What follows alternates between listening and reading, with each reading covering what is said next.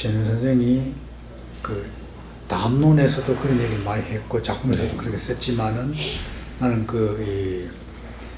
우리 친일 인명사전 만들 때 그 얘기를 듣고 참 역시 최윤 선생이다는 그 느낌을 받았어요. 그래서 그 얘기 직접 좀 해보십시오. 제가 친일 문제에 대해서 아버님한테 가장 체계적인 이야기를 듣게 됐던 것은 임종국 선생님의 친일 문학론에 대한 얘기를 들을 때였습니다.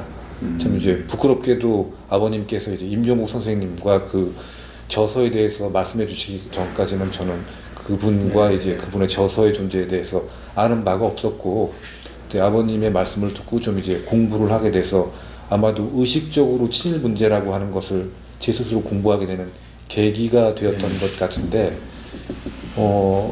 그 뒤로는 그냥 저 혼자서 공부를 했지 이 문제에 대해서 아버님과 본격적으로 친일 문제만 놓고 얘기를 했던 적이 없었던 것 같은데, 친일 인명사전의 그 시민모금, 시민운동의 차원에서 나오게 된다는 얘기가 나오면서 아마도 제 기억으로는 두 번째로 아버님과 친일이라고 하는 문제에 대해서 본격적으로 얘기를 나누게 됐던 것 같습니다.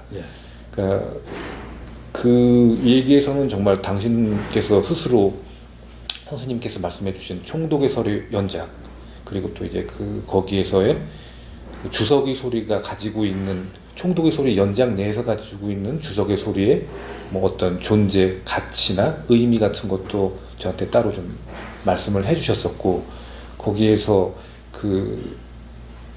식민통치라고 하는 것이 내재화가 돼서 그것이 식민통치가 체제가 되고 뭐 그런 문제들에 대한 본인이 가지셨던 복잡한 심경이 녹아든 것이 달과 소년병이라고 하는 작품으로 나왔다라고 하는 말씀도 해주신 끝에 이 민족문제연구소의 작업에 대해서 굉장한 의미 부여를 하셨습니다.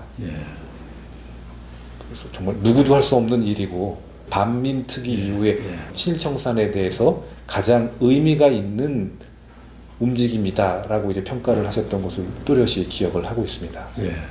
그래서 어쨌거나 헌금을 하셔가지고 그래서 저도 지난번 이 얘기 듣고 집에 가서 그냥 얼른 찾아보니까 성함이 나오더라고 여기에.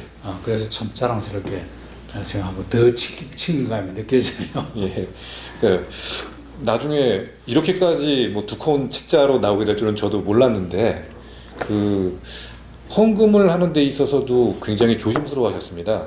그러니까 저는 그냥 제 이름으로 헌금할 생각만 하고 있고, 그 비용 같은 것도 뭐 딱히 뭐 어떤 한정을 둔다든가 그런 생각을 안 하고 있었었는데, 아버님도 여기에 이제 헌금을 하고 싶어 하셨는데, 당신 이름이 실리면 오히려 여러 가지 의미에서 표적이 되어서 오히려 운동을 하시는 분들에게 방해가 되는 그런 계기가 되지 않을까를 굉장히 우려를 하셔서, 당신이 모금하시는 것은 익명으로 하시고, 그러니까 제가 모금을 하는 건 그건 네가 알아서 해라 라고 하셨는데, 거기에서 또 조심을 하셨던 것이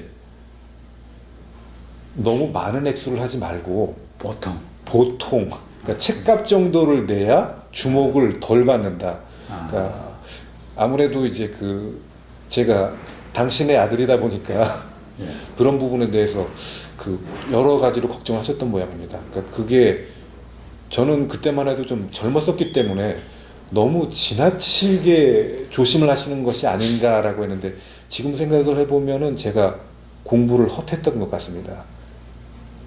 반민특위가 어떻게 무너졌으며 그 뒤에 친일과 관련된 시민들의 움직임 뭐 그런 것들이 어떤 식의 취급을 받아왔는지를 생각해 보면은, 아버님은 조심을 하셨다라기보다는 명철하게 보신을 했을 때 그 신이라고 하는 건 당신의 몸이 아니라 그 운동을 하는 시민 운동이었던 것 같습니다. 참 고맙게 생각해요. 이래서 저는 최윤 문학이 다른 많은 건 계속 다른 시대에 또 계속 해도 되는데 100주년을 맞아서는 딱 몇몇 작품은 좀 계속 화두가 되어서 많은 사람들이 재인식, 재평가하는 계기가 됐으면 하고 바랍니다. 선생님 말씀 듣고 보니까 그 아버님의 문학을 분류하는 방법에 있어서 친일 문제에 대한 일종의 선집이라고 할까요? 그런 작품군을 고를 수 있다라고 하는 그 생각이 예. 오늘 비로소 들었습니다. 예. 예.